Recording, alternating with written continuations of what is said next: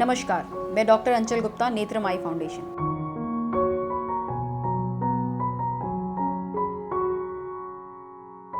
मोतियाबिंद, जिसे हम लोग सफ़ेद मोतिया या कैटरैक्ट भी कहते हैं, समय के साथ आँखों के लेंस में होने वाला एक बदलाव है। तो हमारी आँखों में पारदर्शी लेंस होता है जब हम पैदा होते हैं। बढ़ती उम्र के साथ में ये पारदर्शी लेंस धीरे धीरे सफ़ेद पड़ने लगता है और इसी को मोतिया यानी कि मोती जैसा कहते हैं। ये कोई बीमारी नहीं है। जैसे बाल सफ़ेद होते हैं, दांत गिरते हैं, झुर्रियाँ पड़ती हैं, उसी तरह आँखों में मोतिया हो जाता है। इसको निकालने का एकमात्र तरीका ऑपरेशन है। दवाइयों द्वारा इसको रोका नहीं जा सकता और अगर हम रोशनी बढ़ाना चाहते हैं तो ऑपरेशन ही इसका एकमात्र इलाज है।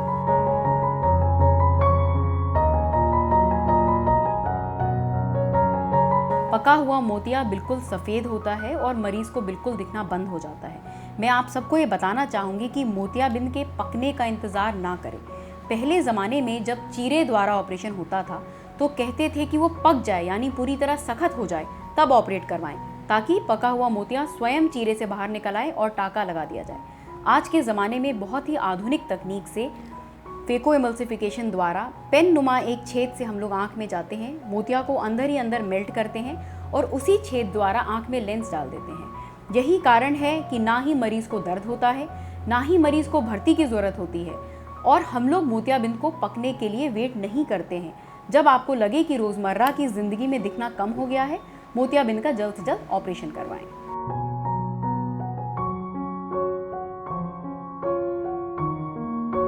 ये एक बहुत बड़ा मिथ है लोगों में कि मोतियाबिंद का ऑपरेशन होने के बाद नहाए नहीं सकते हैं। ऐसा पहले ज़माने में होता था जब चीरा लगा के ऑपरेशन करते थे, क्योंकि आँख को पक जाने का डर होता था, इन्फेक्शन हो जाने का डर होता था। आज क्योंकि हम लोग बहुत ही छोटे 2.2 मिलीमीटर के इंसिजन से ऑपरेशन करते हैं तो कुछ भी फ़र्क नहीं पड़ता कि वो सर्दी हो या गर्मी हो, क्योंकि मरीज़ अगले दिन से नहाता है। हमारे यहाँ हम लोग मरीज़ को तीसरे दिन से सर्द होकर नहाने की अनुमति देते हैं। मरीज़ सर्द होकर नहा सकता है, अपना मुँह धो सकता है। ऑपरेशन में ना ही कोई सुई लगती है, ना ही ऑपरेशन के बाद कोई पट्टी लगती है। ऑपरेशन हुआ, चश्मा लगाइए, घर जाइए, अपने सारे काम करिए। तो इसमें मौसम से कोई भी फ़र्क नहीं पड़ता है।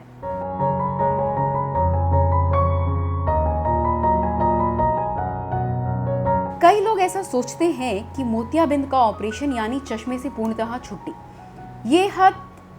ये बात कुछ हद तक सही भी है, क्योंकि आज के समय में मल्टीफोकल और ट्राईफोकल लेंसेज आ गए हैं जिसके द्वारा हम दूर और पास दोनों का देख सकते हैं। मगर हर मरीज़ मल्टीफोकल या ट्राईफोकल के लिए वैलिड नहीं होता और कभी कभी वो अफोर्ड नहीं कर सकता।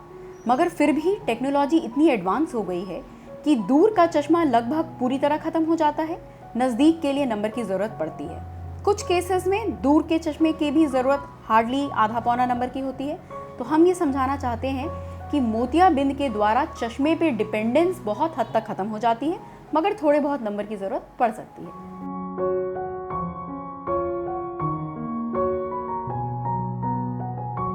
नेत्रम आई फाउंडेशन के पास सभी पैनल हैं और सभी टीपीए हैं। हमारे मैनेजर और काउंसलिंग की टीम बहुत ही हेल्पफुल है। तो अगर आपके पास थर्ड पैनल्स हैं या टीपीए हैं तो आप बिल्कुल उसको अवेल कर सकते हैं। इकलौती चीज़ ये है कि टीपीए 2 साल एटलीस्ट पुराना होना चाहिए, आपने सारे अपने प्रीमियम पे करे हों। यदि आप एक्सपेंसिव लेंस या अच्छे लेंसेज के पैकेज में जाना चाहते हैं तो हो सकता है कि वो टीपीए द्वारा पूरी तरह कवर ना हो। ऐसी स्थिति में जो भी एडिशनल सम होता है वो आप पे करिए और बाकी कैशलेस से अवेल करिए।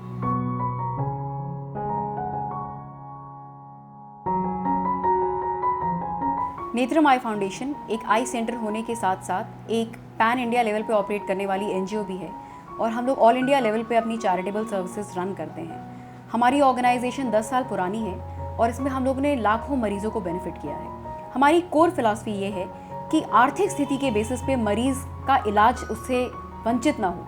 किसी भी तबके का मरीज़ हमारे यहाँ इक्वली ट्रीट किया जाता है।